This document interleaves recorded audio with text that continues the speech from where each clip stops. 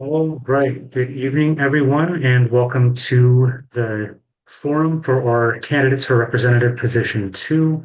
My name is Jordan Crawley, and I have the honor of serving as chair of your 34th District Democrats. Tonight, we have with us both candidates, incumbent Joe Fitzgibbon and challenger Mary Anito. Our format for tonight is we're going to start with opening statements. We have a list of 12 questions, and then we'll end with some closing statements, and it's a 2-minute timer across the board. We will alternate who goes first. So in the opening statements, we'll let Joe Fitzgibbon go first, and then we'll just go Mary Jo, Mary Jo, Mary Jo, all the way through the end. Uh, so with that, let's go ahead and kick things off. Representative Fitzgibbon, the floor is yours. Thanks, Jordan, and thanks everybody for taking some time to hear from Mary and myself this evening. I'm Joe Fitzgibbon. I've been your state representative representing our community for the last 16 years. I'm proud of a lot of what I've played a role in getting done during my time in office. I spent 9 years as the chair of the House Environment and Energy Committee, and during that time we passed the nation's best climate change laws. We passed the Climate Commitment Act. We're the only state in the country to have passed an economy-wide carbon pricing system through our legislature. We passed the Clean Fuel Standard to reduce greenhouse gas emissions from transportation fuels, which I championed. Our Clean Electricity Law. Just this year, I authored 3 different pieces of legislation to strengthen the Climate Commitment Act, including closing a loophole used by fuel distributors and closing a loophole that could have been used by our state's coal plant in Centralia, which is now closed thanks to our efforts. I'm really proud of that work. I also think it's important that we maintain that work and that we continue to make those laws better so that states around the country continue to look to Washington as an example of how states can lead on climate. Another thing that I'd really like to highlight was our major breakthrough this year on tax reform. For the first time in nearly 100 years, we were able to enact an income tax on the highest earning households in Washington state. Millionaires, the 21,000 wealthiest households in Washington, used those proceeds to cut taxes for small businesses, to cut taxes for families by eliminating sales tax on diapers and on soap and shampoo and on over-the-counter drugs, by increasing the working families tax credit to support our lowest income families, as well as to invest in the things that we know that make our state great and can be even better, like our K-12 education system, childcare, healthcare, and public safety. So I'm proud of the role I've had in those victories, and I would love to get back to work in Olympia next year with your support.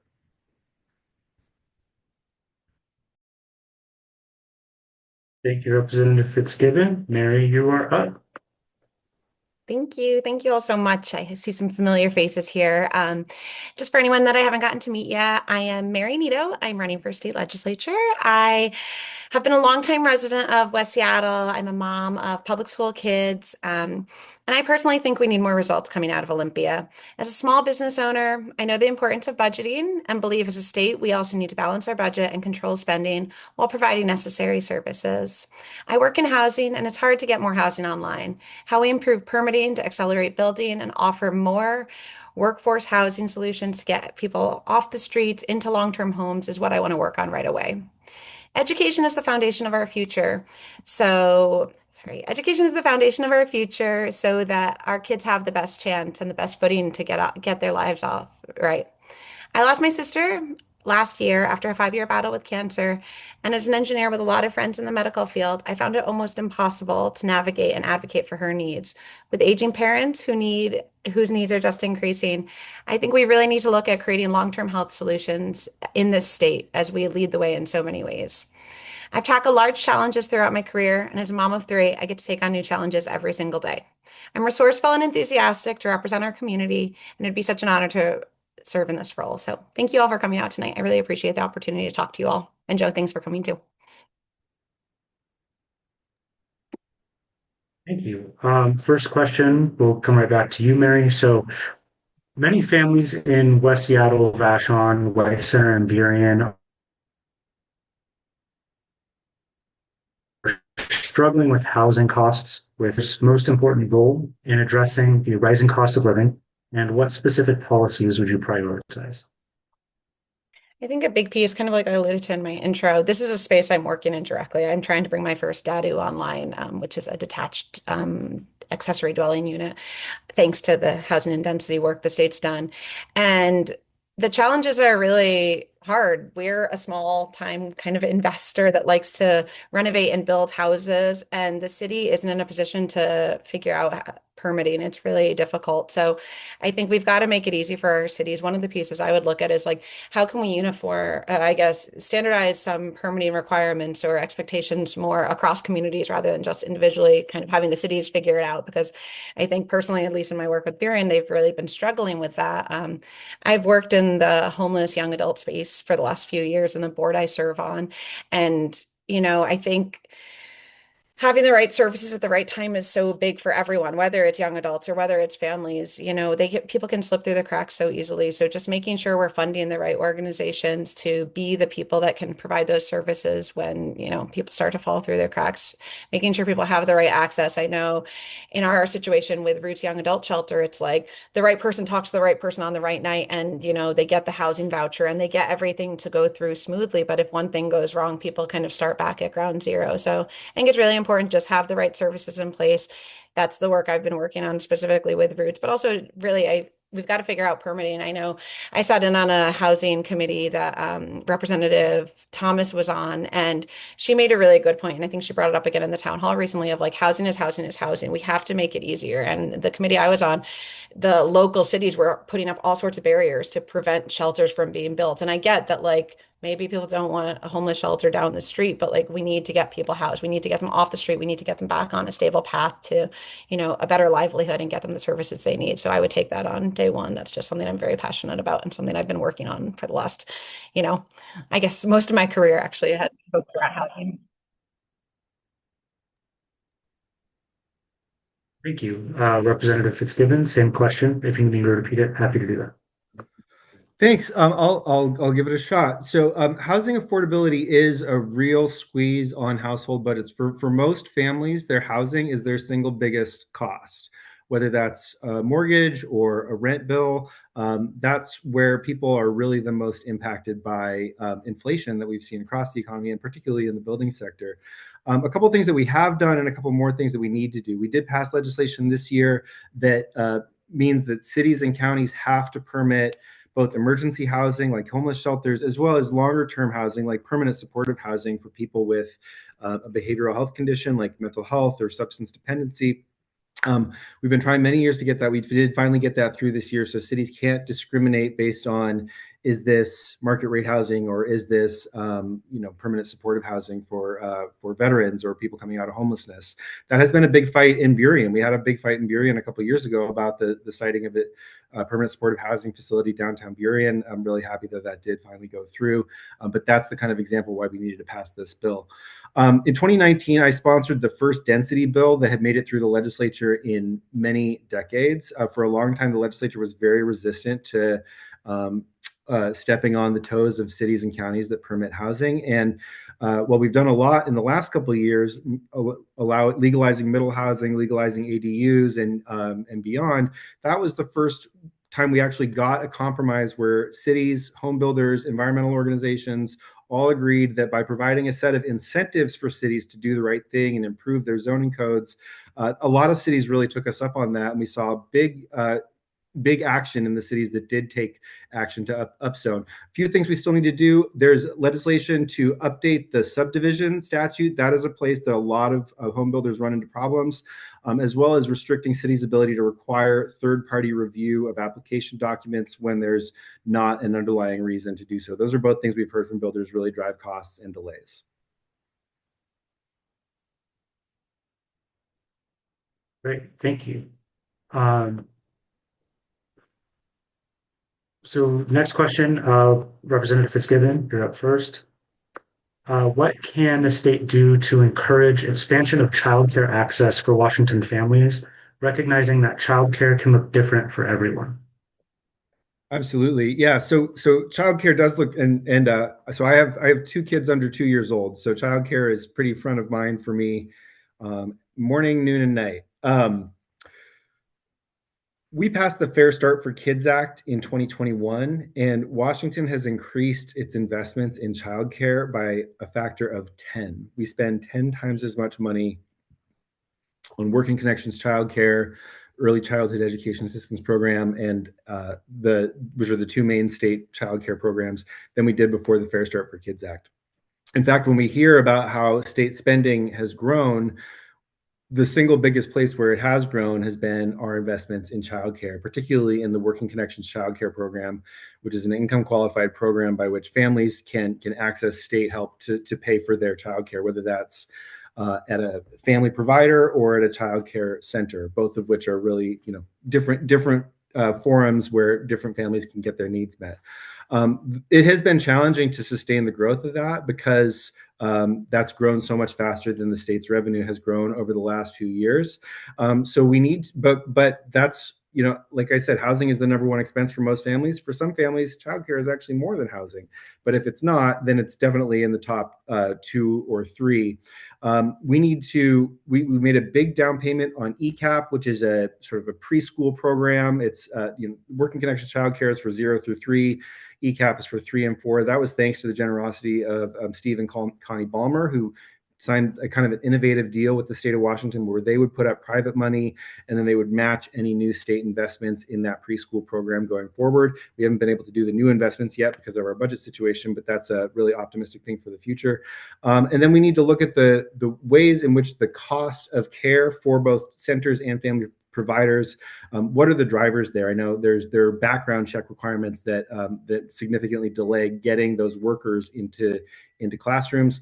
Those are a few of the places that I would start. Thank you. Mary, same question. Jordan, this timing music is amazing, by the way. I'm like waiting for someone to magically appear out of the corner. Yeah, so I would say childcare is a huge reason of why I came into this race. I've got 3 little kids. I had little kids during COVID. So, all of a sudden we had childcare and then it was gone in a minute. So childcare is huge to me. I would say one of the things that actually got me I was speaking to Joe back in February during one of our legislative days for the Children's Alliance, talking about childcare funding. Our co-op funding model got cut this year. The way the state and the community colleges allocate funding sees career paths as a clear funding path and doesn't see parent education as a clear funding path. And co-op is one of the most economical options for childcare that exists, at least in my experience in West Seattle and in the whole Seattle area. So I think we've got to make sure our choices in Olympia aren't, having bigger, I guess, impacts than we expect. Because I saw the same thing happen as well. I was running enrichment at Alki Elementary, which obviously is our local elementary school. And again, some state legislation came down, changed the tax code, and our $300 classes, which are already very expensive for enrichment. But the people, like our schools in Seattle Public Schools, end at 1:10 or 2:25. That is extremely early. I don't know anyone's job who ends by 2:30 in the afternoon. That's just not realistic. So people get enrichment, and we increase the enrichment by 10%. And now we've gone back, and Olympia changed their mind and is switching it back. But it's like these changes that Olympia is making are having huge effects on our local families. And we want to make things affordable. We can't be making wishy-washy choices that greatly impact affordable childcare options and enrichment. Similarly, I look at the preschool costs. I look at the SPP program, which is the Seattle Public Preschool Option, and I'm quoted $1,500 to $2,200 a month for a preschool for my 3-year-old. Yet I look at a private bilingual school up the street and it's $1,100. Why is our public program costing $400 more a month or costing $1,100 more a month? Something is wrong. I don't know if it, like Joe mentioned, is required beholden that are happening to the preschool programs, but we've got to remove some of these excess costs and make childcare more. Next question, Mary, you'll go first. Washington has set ambitious climate goals, but implementation often creates trade-offs and costs. One important issue is our state's grid capacity and what strategies we ought to deploy to make sure Washingtonians have access to the clean energy we need. How should Washington meet its energy needs while remaining consistent with our climate goals? And how would you ensure those policies remain equitable and effective, ensuring public investments serve the public good and not private gain? That's an easy question, just a light question. Now, so much. I mean, that's everything. And I do really appreciate all the work. Joe's done so much in the environment and in the energy space. So I'm grateful for that. And I think you've set Washington up greatly for the future. I think we got to continue to expand our renewables. We need to continue to, look at wind and solar keep dropping in costs. I think we've got to keep getting those things more online. But data centers terrify me. You look at data centers right now, and I was looking at some studies, and it's like data centers are 4% of our current overall energy grid usage, and they expect that to triple in the next 2 years, basically. Like that's insane. We can't absorb an extra 4% of energy consumption. And, unfortunately, we all do use the various AI tools and those sorts of things. So how do we do that? I think I personally think, I've worked in big tech, I think we make big tech pay for the usage they have. I think that's a huge piece. I think we allocate utilities to the people who are actually using it, and like if that means people need to realize how much AI is costing, I am an engineer that specifically went to graduate school in a program that used to be called Leaders for Manufacturing that then became Leaders for Global Operations. We need meaningful work in America. And if you're going to cut jobs, of saying, hey, AI can replace this, you need to know that that AI replacement doesn't come for free. There are huge utility costs associated with it.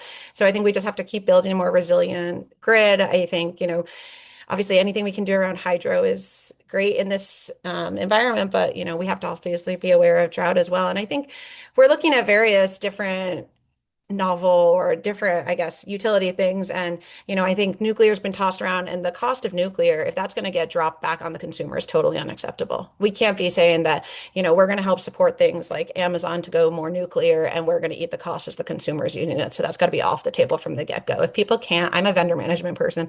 If people can't meet their contractual obligations, the consumers don't eat the cost of the difference. So I think that's kind of where I stand on that. So hopefully I covered most of it. Sorry, Jordan.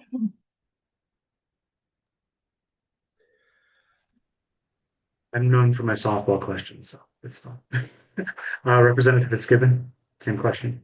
Yeah, thanks, Jordan. So I think transmission really is at the heart of this question, because better transmission is both how we get more clean energy onto the grid, how we improve the reliability and lower the risk of blackouts or brownouts to zero, as well as affordability. It's getting the electrons are being produced, but getting them to where they need to go is part of how we can keep prices low. And that's what states all across the country have struggled with, Washington very much included. The places where we have the most wind and solar development are in Eastern Washington. The places where there's the most electrical load is in Western Washington, where most of the population and most of the industry is.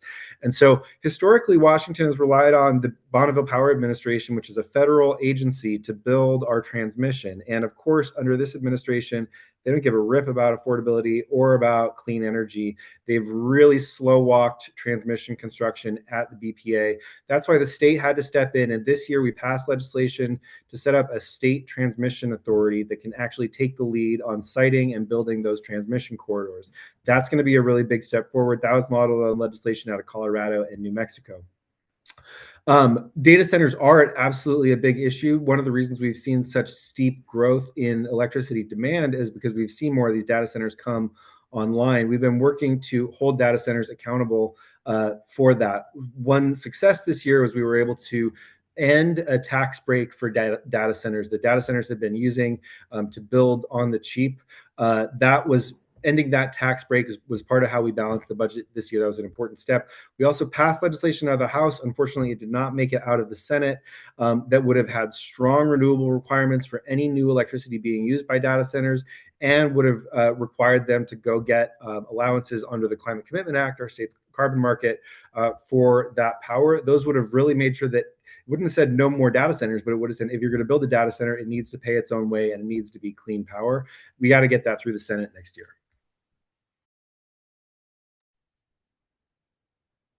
Thank you. And next question, we'll stick with you, Representative Fitzgibbon. Residents of the 34th District rely on ferries, transit, roads, biking, walking infrastructure. What transportation investments do you believe need to be prioritized over the next 4 years, and why?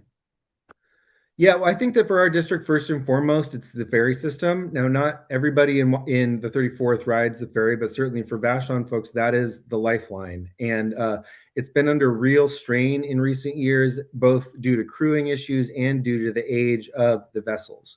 We have new vessels under construction, and one of the things that I think the governor has done a good job with is positioned us to get even more ferries under construction sooner, because when you have 60-year-old boats, sometimes they go out and that disruption hits the triangle route, which is, our Vashon folks' main route on and off the island, hits them the hardest. But we have more ferries under construction. We've mostly gotten the crew issues under control that during and immediately after COVID were causing the cancellation of so many routes. Luckily, that issue seems to be behind us, but the age of the vessels is still an issue. Getting new boats built is something that we have underway, and that we need to get more of them financed so that we can finish having an up-to-date fleet.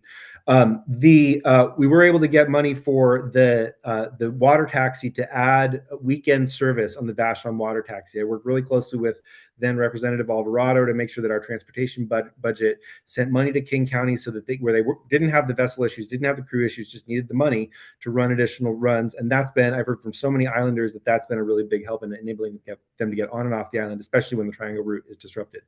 So beyond ferries, transit is critical. We have to get light rail under construction in West Seattle. I feel really good about the trajectory that Sound Transit is on to get West Seattle done. I'm more nervous about some of the other projects. There's more work we have to do in Olympia to make sure that light rail can get to Ballard. But I think that we're still on track to have light rail under construction in West Seattle in 27 or 28. Finally, maintaining our bridges. The rebuilding of the South Park Bridge was a really early thing in my career, but something I was really proud of because of how important that community's bridge has been, and they were out for several years. We have to invest in the safety of First Avenue, South Park, and the West Seattle Bridge.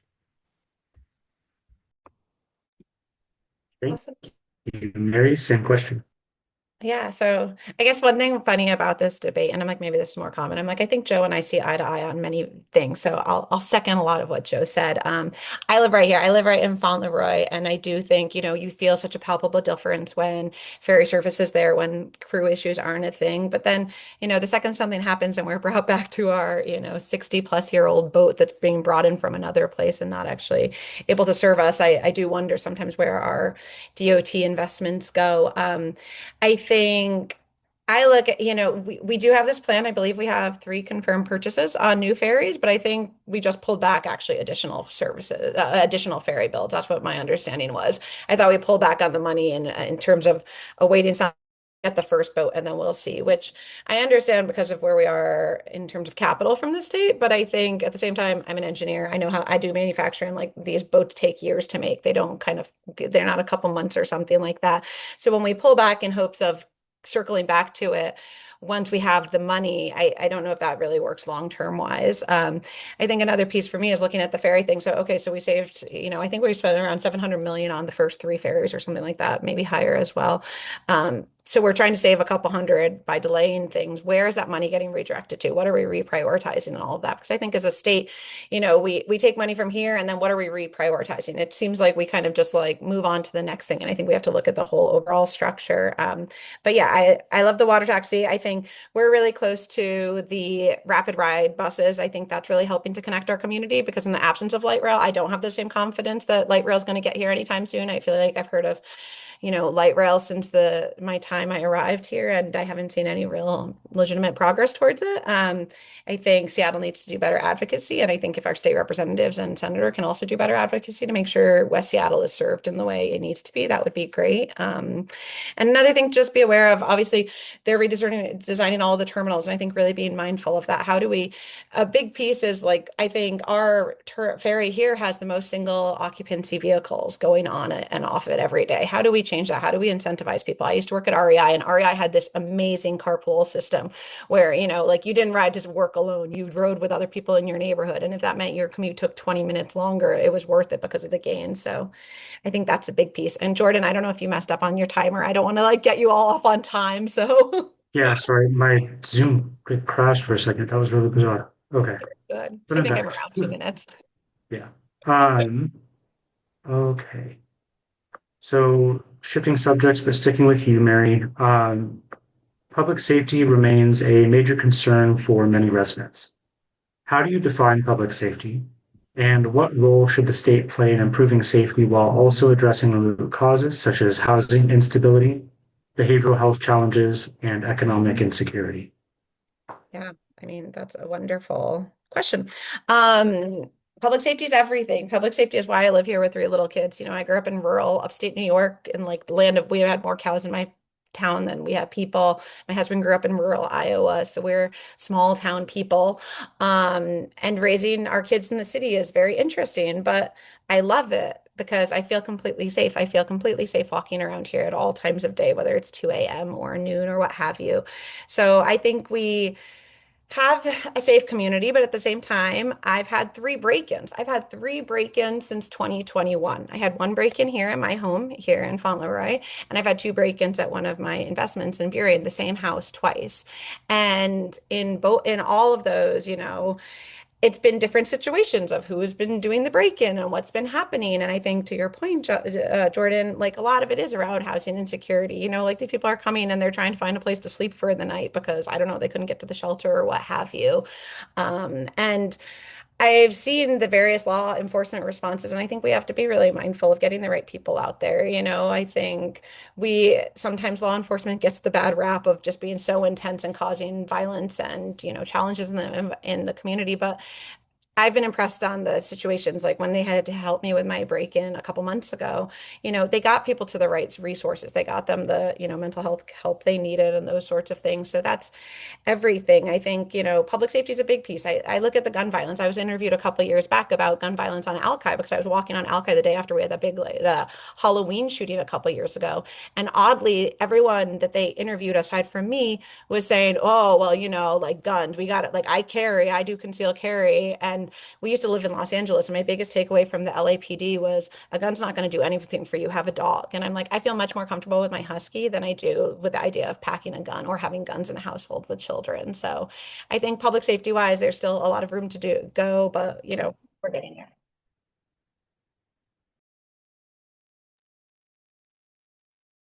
Representative Fitzgibbon, same question.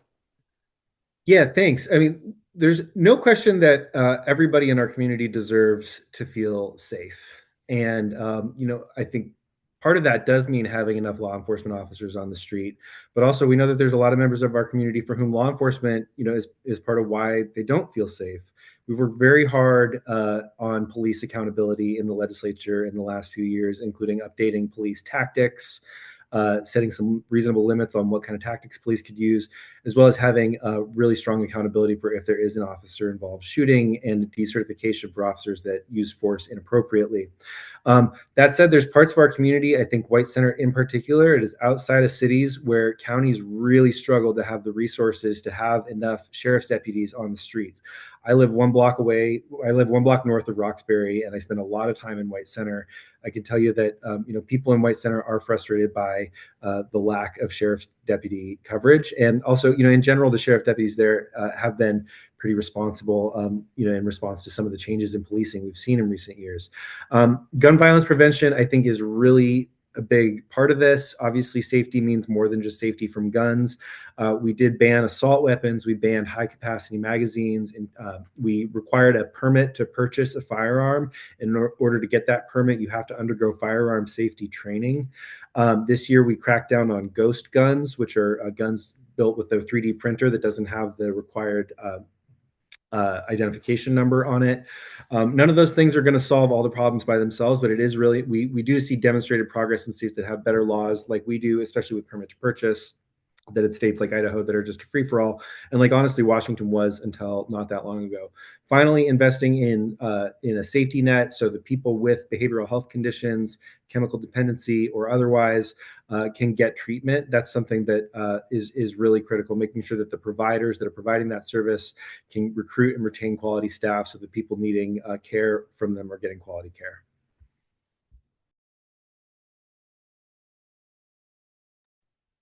Thank you. And next question will again stick with you, Representative Fitzgibbon. Washington faces significant budget pressures while also confronting demands for investments in things like education, housing, and transportation, things that have come up in other contexts already. What principles would guide your decisions when balancing the state budget moving forward? Yeah, this is kind of the $1 million question.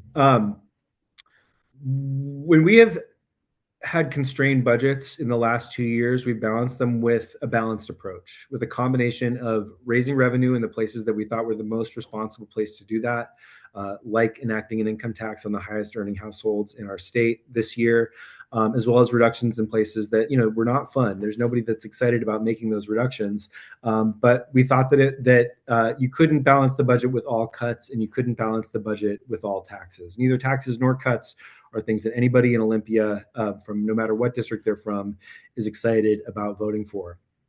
I think that we have to keep K-12 education at the top of our list because it is under our state constitution. It is the paramount duty of the state to invest, to provide for the education of our kids.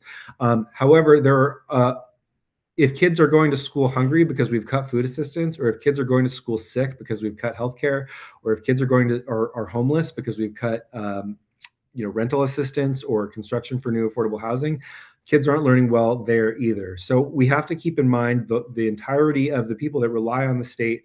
There's that it's not just about any one intervention. It's about making sure that if somebody has a parent who needs long-term care, but the person in providing the care loses their job, that they have access to unemployment insurance and that their parent has access to long-term care insurance. We have still the nation's only long-term care insurance program. That's going to take big pressure off of the state budget as we have fewer people on Medicaid, more people on state insurance, on long-term care insurance instead of on Medicaid. Finally, one area I've worked in a lot that has really helped with our state's fiscal situation is public employee pensions. That's one of my nerdy interests. We have the best funded public employee pension system in the country. That means retirement security for teachers and other public employees. But the state is not on the hook for exorbitant costs like they are in some states where they've procrastinated and made fiscally irresponsible choices around how they funded those systems. Thank you, Mary. Vera? Yeah, so a couple things. I think, balancing the state budget is a must.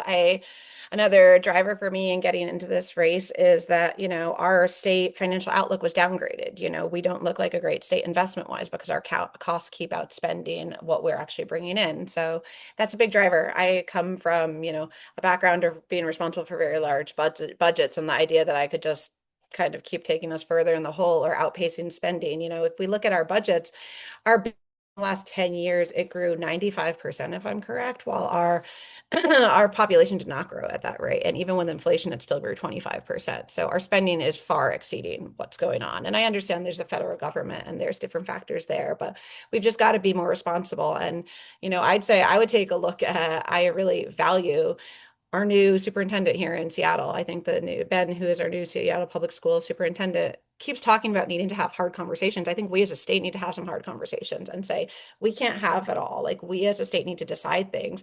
But I think the interesting thing is we have, a citizens legislature. We have people that are, out in our community every day, and then also our lawmakers for part of the year.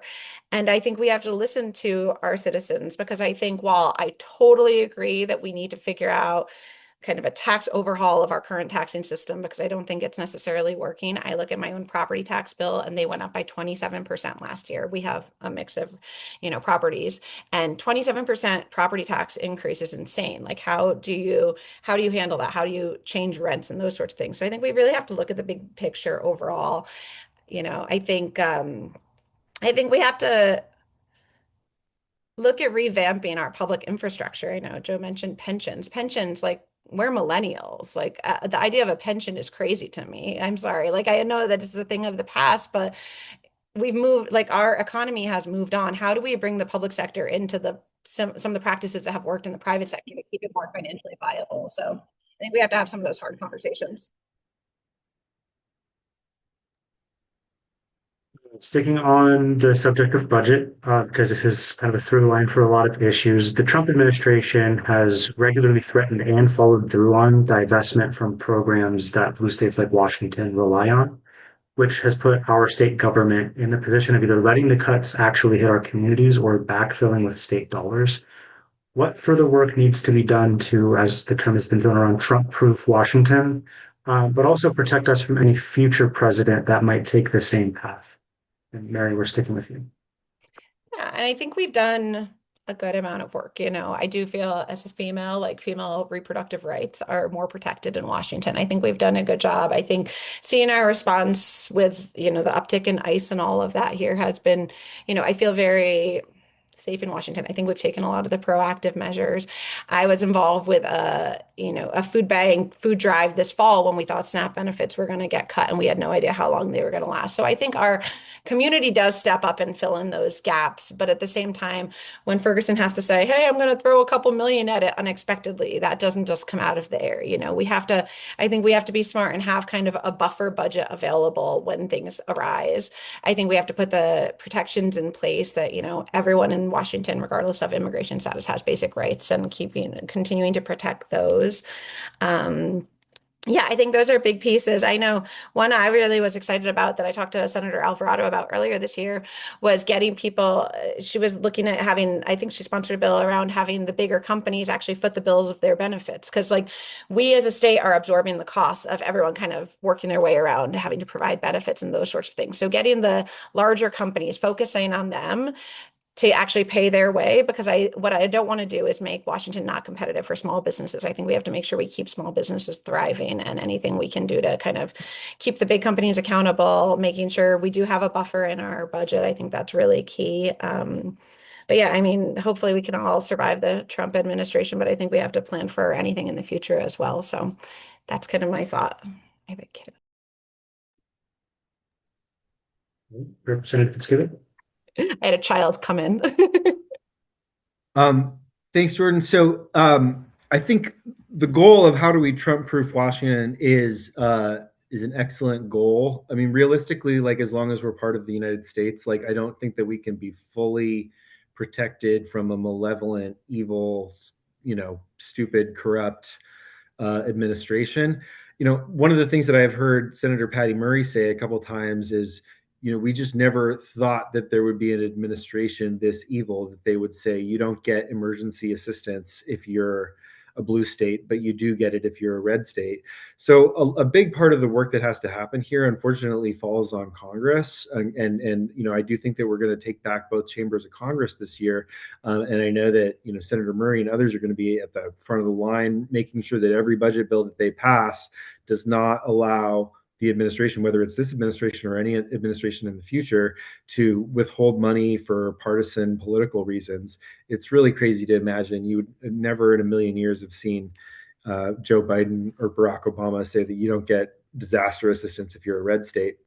I do think some of the places where we're most exposed is with food assistance and with Medicaid. Medicaid is a state-federal partnership. It always has been ever since it was created by President Johnson. Food assistance has been historically entirely federally paid, but they cut back on that when they passed H.R. 1 in 2025. We also do have a state-only food assistance program for people who are not eligible for the federal program, and that's largely immigrant families.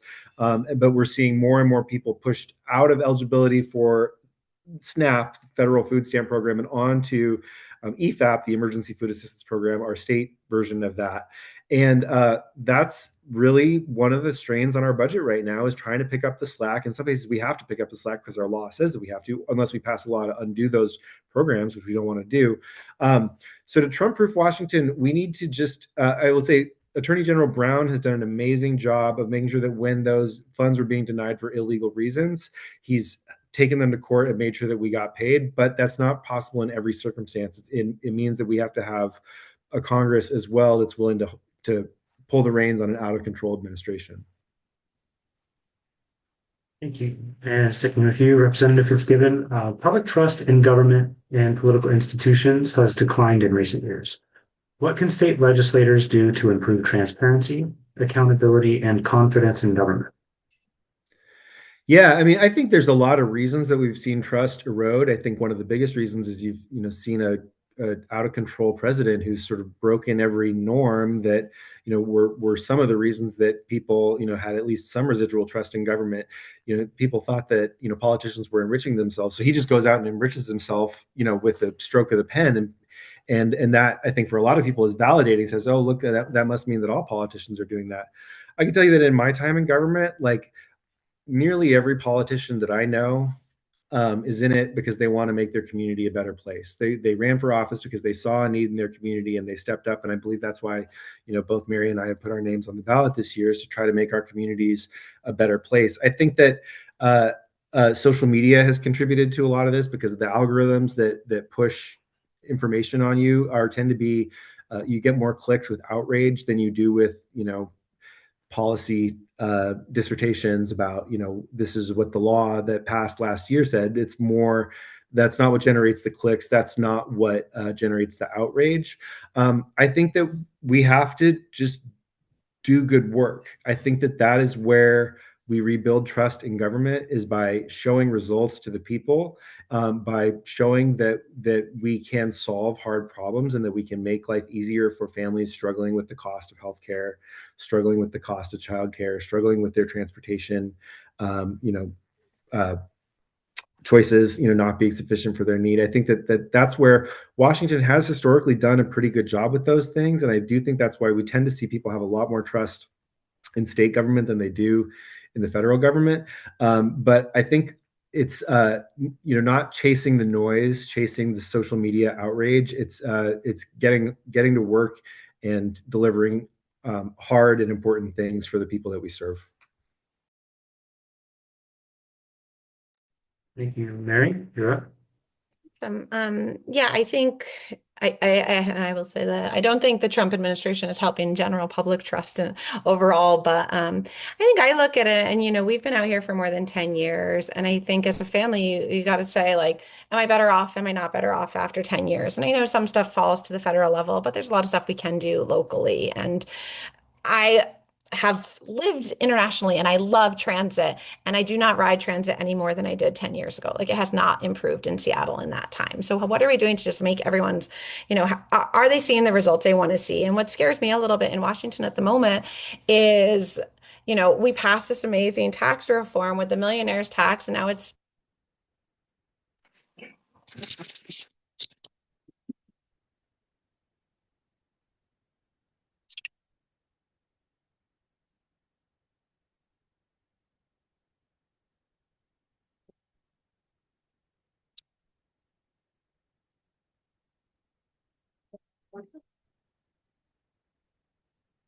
feel that connected. I love legislative days. I think legislative days are one of the best ways to one of the best ways to connect with government and see kind of what's going on in Olympia and all of that. But I think we have to be really mindful of that. And one thing I know, you mentioned obviously Attorney General Brown, and he was trying to push through the I think it's like the addictive feed or addictive platform piece this year, and we didn't get the support for that. And that just seems like such an easy win. Like, you want to regain trust in public government, we got to get those things through. Like, I have little kids, they get on a device and they'll just be on YouTube for 2 hours because that's like, it is built to suck them in, and it is ruining their youths. And like, when we have a bill like that we're not getting through, what are we accomplishing Olympia? What bills did we get through in place of that? That is such, to me, that's such a low stakes one. And Joe, I love it. You are always like, we've made Washington such an awesome state for the country, and we have, but like, we have to make it awesome for our kiddos too. Like, that's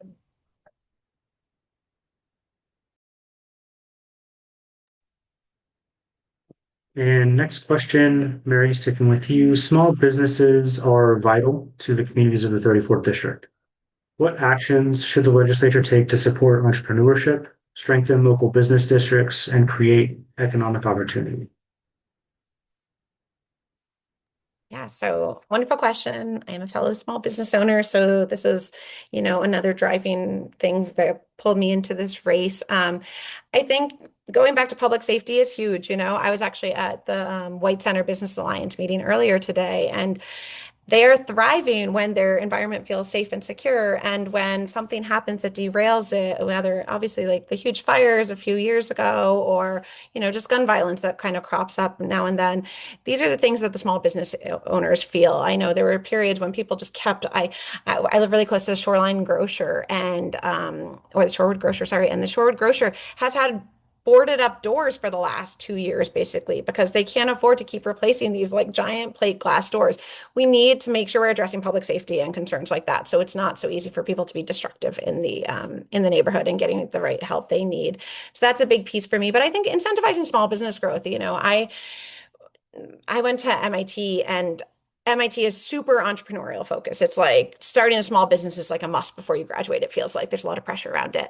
But the resources are really cool. But I'd say of all of the entrepreneurial support I had at MIT, one of my favorite things came out of the local employment office because we had a really cool founder circle where you got together with other entrepreneurs and small business founders and you talked about things and you had that one-on-one support. And I think we're starting to do some of those things here, but just getting that like community, I think anything can happen when community comes together. I think that's a really big piece for the small business network to work. But I think we also have to look at it, I was at REI when a lot of our kind of wage changes started coming into place. And the things that large companies, even REI is a large company, but like REI or Amazon, like Starbucks, these companies can absorb changes in regulation so much differently than a small one. I'm right in Fauntleroy, and we've had basically a boarded up like storehouse and they just blame like, oh, wage changes in Seattle. So it's like, how do we keep small businesses thriving? How do we keep, Main Street full? How do we make sure everyone feels a part of it?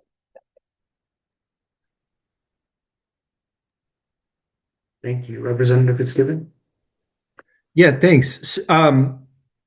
There's so much that we can and need to do for small businesses because they are, they just make up the fabric of our communities. So many people, whether they work at one or own one or patronize one, right? So small businesses are parts of all of our lives. The millionaire's tax we passed this year included the largest small business tax cut in state history.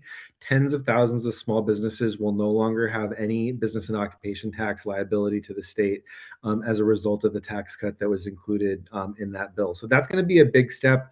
I will say that what I hear from small businesses the most about are, one is certainly public safety, making sure that that there's adequate quick response time when they call 911, making sure that that people who have been persistent problems have somewhere to go and that they're not staying in the business district if they're having a behavioral health crisis, for example, or if they're homeless, that they have somewhere to get shelter, as well as licensing. I think all businesses I talk to want to follow the law, want to do the right thing, but sometimes due to just the overlapping nature of, you have state regulations, city regulations, county regulations. For a restaurant, for example, they have to get a business license from their city and from the state, and they also have their public health license, which in our area is through the county. Having more one-stop shops where all the different licenses that you have to get can come from, I think would be a big help. Finally, the thing that I think just impacts all of us, and small businesses are at the top of this list, just the cost of living, whether that's your housing costs, your healthcare costs, your childcare costs, that impacts the business owner, but it also impacts them when they have to pay their workers more because their workers can't afford to live nearby unless they pay more than they've been making. Bringing down the cost of those staples, housing, healthcare, childcare, is a big part of how we can make businesses big and small and all their workforce be able to live here.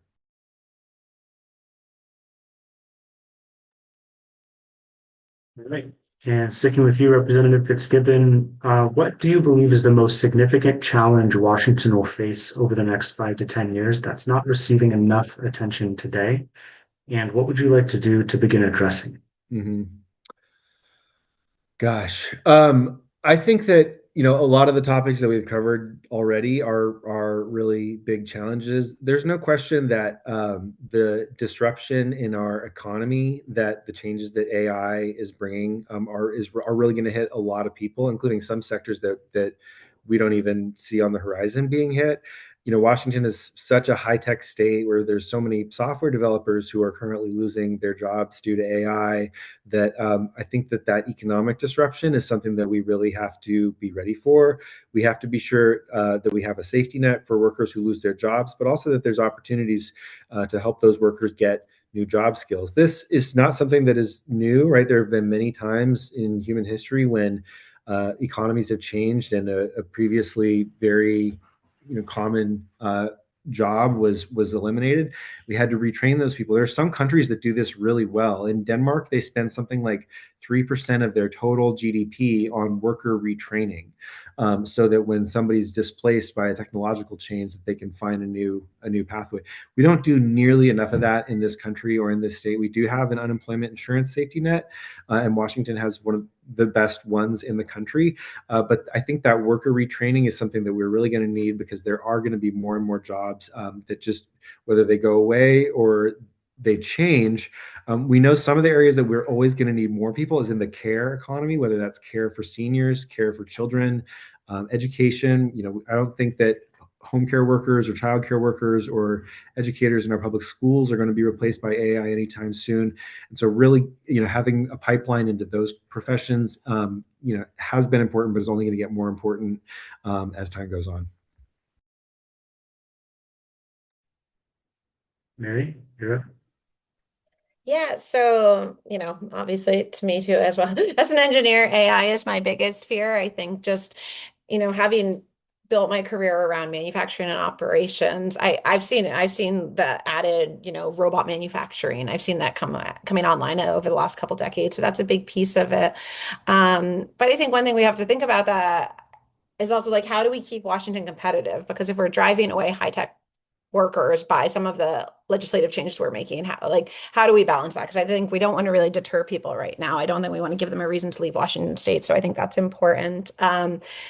I I think we have to look at I think we have to plan long term. I very much believe in the vocational schools. I don't think vocational schools are going to work if we're trying to retool 50% of our working class group. I think we have to figure out a bigger solution there because I have a great fear of, in doing too much reading about AI stuff. Like, I think the haves and the have-nots and the wealth disparity is just going to get so much worse. I think we have to think really big picture. And I think we have to think that happening at the same time, while climate change is just getting worse and we still live in one of the most inhabitable places. So how are we going to do when, maybe the economics, I love Joe's optimism that it'll work out. We have gone through various Renaissance periods before, but this one's scary, as someone that's very technologically inclined, this is a scary one. So I think, how do we figure out income disparities that are probably just going to get worse shorter term while also being more constrained on the public front? I think we have to, a big piece for me, I just come back to affordable housing. Anything we can do to get housing online that's workforce housing, that's green, like every renovation I do, I put in like the newest, latest, greatest technology so that the people that are buying it, my target audience is always like first-time home buyers. I want them to buy it and not have to do anything to their house for 20 years.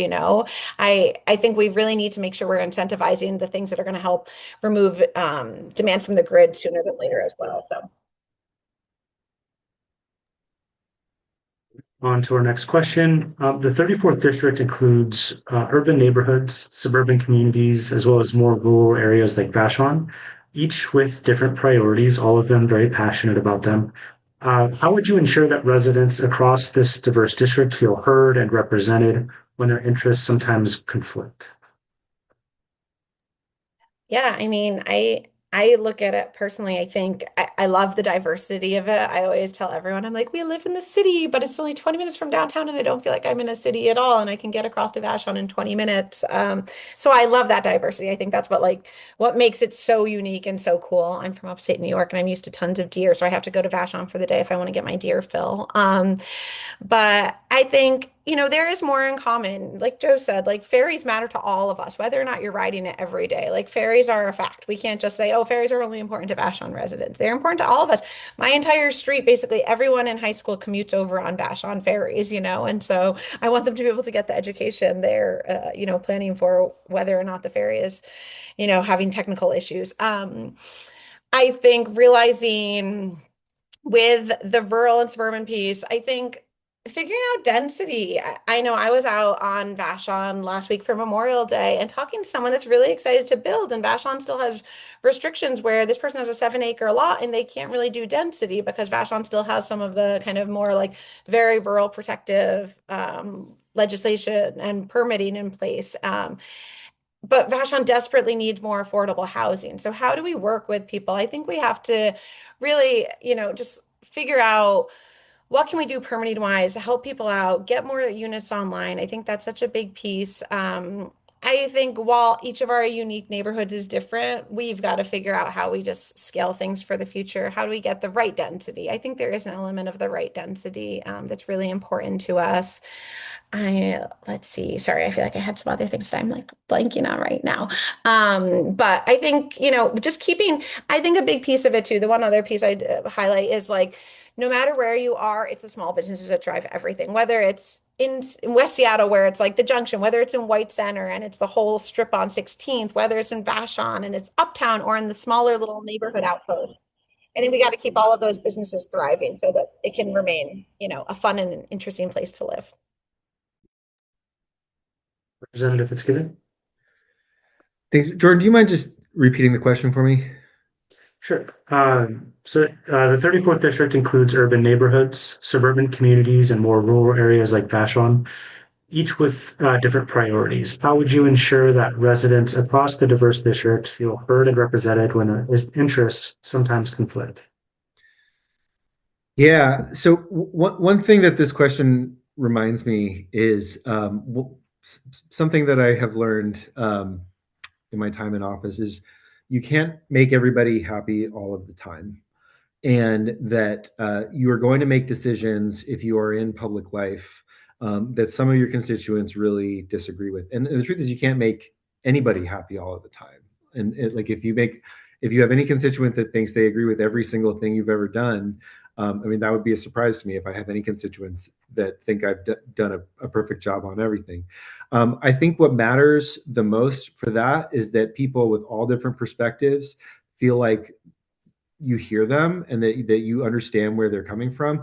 There are Republicans in our district. They're not a majority, but there are Republicans in our district who, I'm happy that I have good relationships with and can hear them out. And when there are times that we agree on something, that, that's great news. But also when we disagree on something and I can say, here's why I voted for this gun safety legislation, and I'm sorry we disagree, but this is why it made sense to me.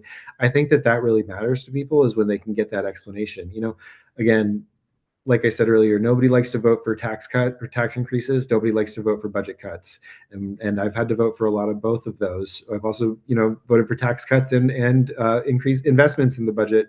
But when you make those either tax increases or budget cuts, you have to explain to people sort of, how we have to look at the whole picture and pay for what we can pay for in the near term. I think that, while not everybody's going to be happy with that explanation, in my experience, a lot of constituents just appreciate that you take the time to say, these are the choices that we face. This is why we weren't able to do it at the level that you were asking for this year, but we'll keep working on it next year, because the work of governing a state of 8 million people is never done. And we come back every year and try to do a better job. So I think it's really about listening and helping people feel heard and that they can have a dialogue with you even when you disagree.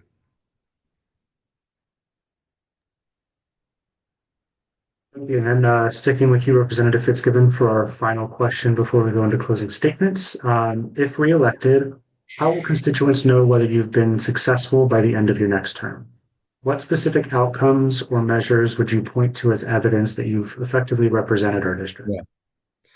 Yeah. Well, so one thing I haven't talked about too much tonight, but my current role, which I hope to continue in if I'm reelected, is as the House Majority Leader.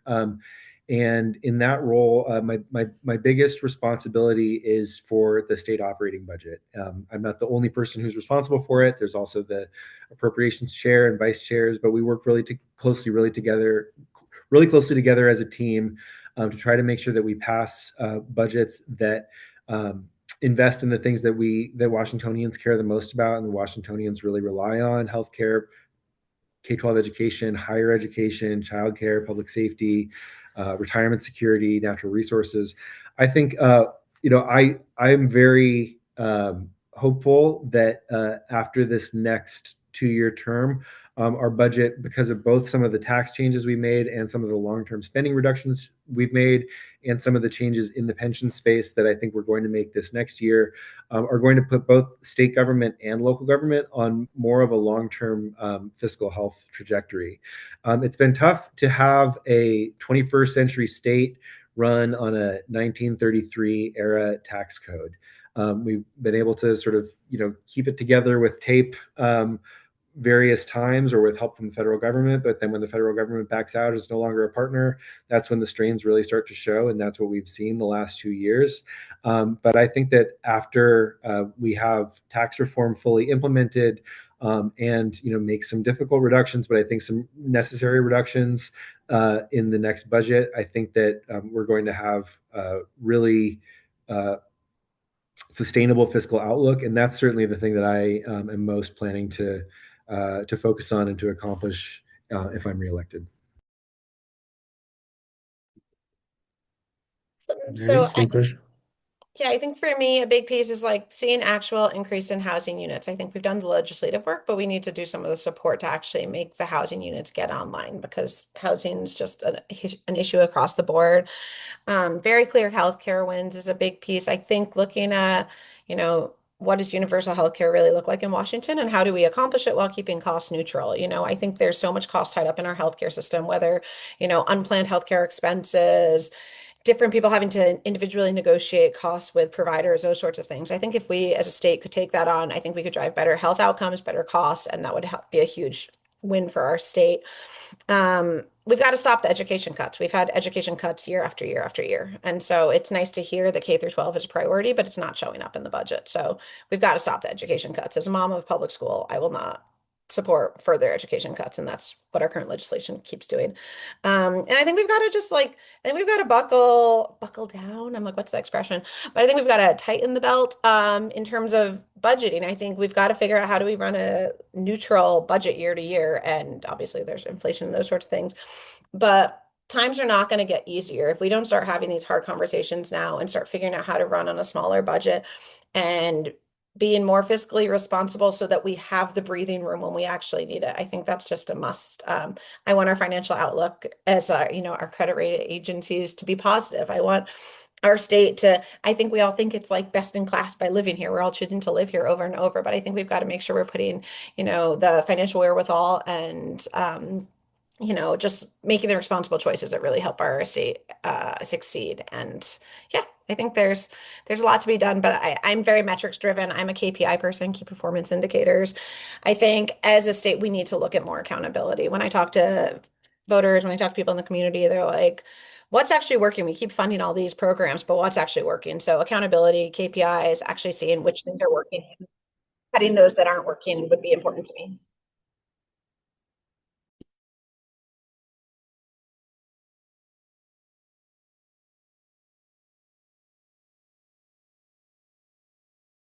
We can't hear you, Jordan. I'm sorry. You're muted the whole time.